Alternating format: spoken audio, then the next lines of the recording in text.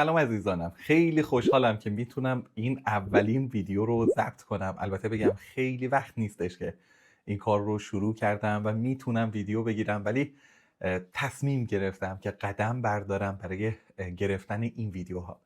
تو این ویدیوها قراره که من در مورد ایمان مسیحی به زبان ساده صحبت کنم.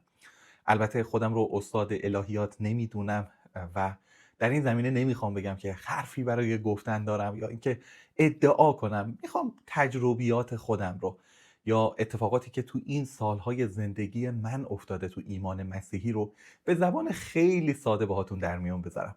پس نمیخوام بگم کامل هستم. وقتی میخوایم در رابطه با موضوعات ایمانی یا حتی در مورد خدا صحبت کنیم، گسترش خیلی خیلی زیاد هستش و نمیشه خیلی راحت صحبت کرد. من همیشه این مثال رو میزنم. مثلا فکر کنید شما یه دونه شکر رو بریزید کف دستتون و وقتی این دونه رو شما کف دستتون میذارید، متوجه این موضوع میشید که این دونه شکر نمیتونه تمام وجود شما رو اسکن کنه و تمام وجود شما رو بشناسه. در واقع شناختن خدا هم برای ما انسان‌ها به همین صورت هستش. وقتی می‌خوایم در مورد خدا صحبت کنیم، در مورد ایمان صحبت کنیم، خب وقتی در نظر می‌گیریم در واقع روی همین کره زمینی که هستیم، در واقع 8 میلیارد، بیش از 8 میلیارد آدم هستن که روی کره زمین دارن زندگی میکنن. پس مغز من، فکر من، اطلاعات من میشه 1/8 میلیاردم.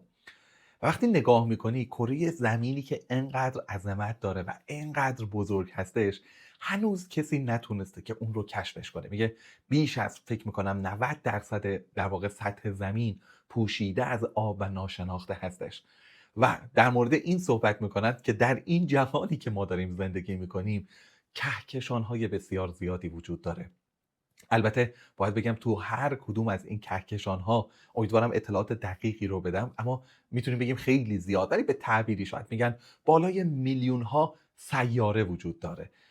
پس وقتی نگاه میکنیم اطلاعات ما، وقتی میخوایم در مورد خدا صحبت کنیم یا کسی که خالق این جهان هستش، باید به محدودیت‌های خودمون اعتراف کنیم و باید بدونیم که محدود هستیم. ذهن ما نمیتونه تمام این اطلاعات رو داشته باشه، اما داریم تلاشمون رو میکنیم که بتونیم شناختی رو به دست بیاریم، بتونیم یه مقدار بیشتر در مورد خدا بدونیم.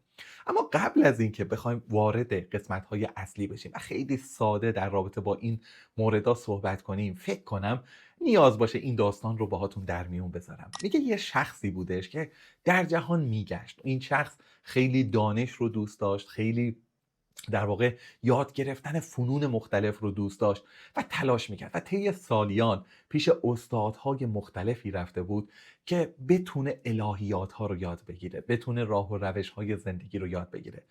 و این شخص میگه یک استاده، یا به گوشش میرسه که یک استاد هستش و آخرین استادیه که این شخص باید بره پیشش و یاد بگیره و بدونه. و میگه حالا که من همه رو رفتم، پس بذار پیش این شخص هم برم و از اونم یاد بگیرم. پس میره در یکی از کوهستان ها، میره پیش اون شخص که یاد بگیره، که آموزش ببینه. ولی اون شخص میگه ببین، این جایی که در واقع هستش، این جایی که ما شروع کردیم و داریم سالیان سال ادامه میدیم، یک آزمون ورودی داره، یک چیزی داره. برای اینکه وارد بشی داخلش باید این آزمون ورودی رو بتونی طیش کنی، بتونی پشت سر بذاریش. و میگه که آزمون ورودی ما خیلی ساده است. تو به مدت 1 سال باید به شاگردهایی که اینجا هستن و به کسایی که دارن تعلیم میدن خدمت کنی. باید نمیدونم کارهای نظافتی رو انجام بدی، جارو بزنی و خیلی چیزای دیگه. این شخص با اینکه یه مقدار برای سخت بود اما میپذیره و وقتی 1 سال اول شروع میشه سعی میکنه به دیگران به نوعی کمک کنه، به دیگران بگه که من چقدر اطلاعات دارم، چقدر میدونم. تو موضوعات مختلف میره شرکت میکنه و به قول گفتنی جارو میکشه یا خیلی از کارهای مختلف رو انجام میده. اما زمانی که 1 سالش به پایان میرسه و آماده بود که وارد دوره جدید بشه، زمانی که اون استاد اصلی داشت انتخاب میکرد بین شاگردها و قبولی میداد به اون شخصی که به اشخاصی که در واقع اون مرحله رو پشت سر گذاشتن، وقتی به این شخص میرسه میگه متاسفانه باید بگم که تو این مرحله رو قبول نشدی و باید 1 سال دیگه اگر دوست داری این مرحله رو پشت سر بذاری. این شخص خیلی ناراحت میشه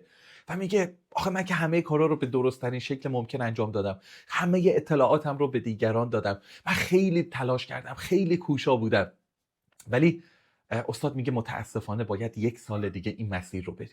سال بعدی هم میگذره و این شخص تمام تلاشش رو میکنه، باز هم سعی میکنه، اطلاعاتش رو در اختیار دیگران میذاره، اما وقتی به انتهای سال بعد میرسه متاسفانه باز هم مورد قبول و مورد تایید قرار نمیگیره و این باعث میشه یک خشمی در درونش بیاد، یک احساس ناراحتی در وجودش بیاد و میگه قطعا اینا دارن به من حسودی میکنن، چون من اطلاعاتم خیلی خیلی خوب هستش، من سالهای زندگیمو گذاشتم که خیلی چیزها یاد بگیرم، اینا دارن به من حسودی میکنن.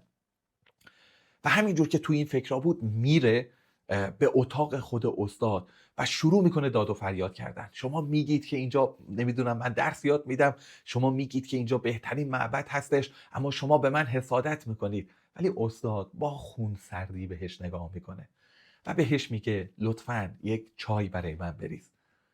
و این تو عصبانیت خودش تعجب میکنه، میگه من میخوام داد و بیداد کنم، میخوام فریاد بزنم، اما اون در جواب میگه چایی بریز. میگه اوکی.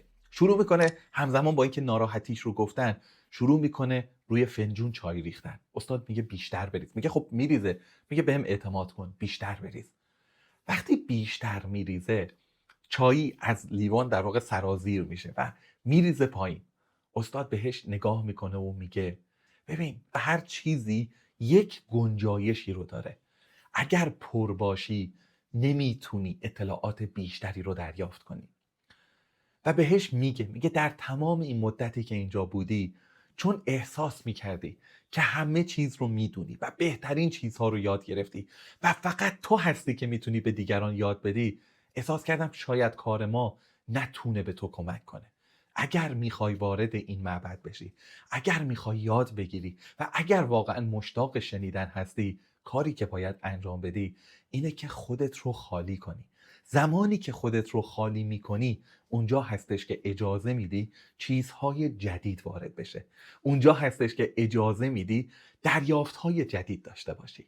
گفتم با این مثال به شما عزیزانم بگم میدونم که فکرهای مختلفی رو دارید، طرز فکرهای مختلفی رو در مورد خدا دارید، چیزهایی رو شنیدید، چیزهایی رو میدونید، اما گفتم با این بیا شروع کنیم که اگر خودتون رو خالی نکنید، اگر یه حالت 0-0 نداشته باشید، شاید این ویدیوها نتونه کمکی بهتون کنه، اما اگر اجازه بدید که ظرفتون خالی باشه، باور دارم که میتونید چیزهای جدیدی رو یاد بگیرید. خیلی ممنونم از همراهیتون.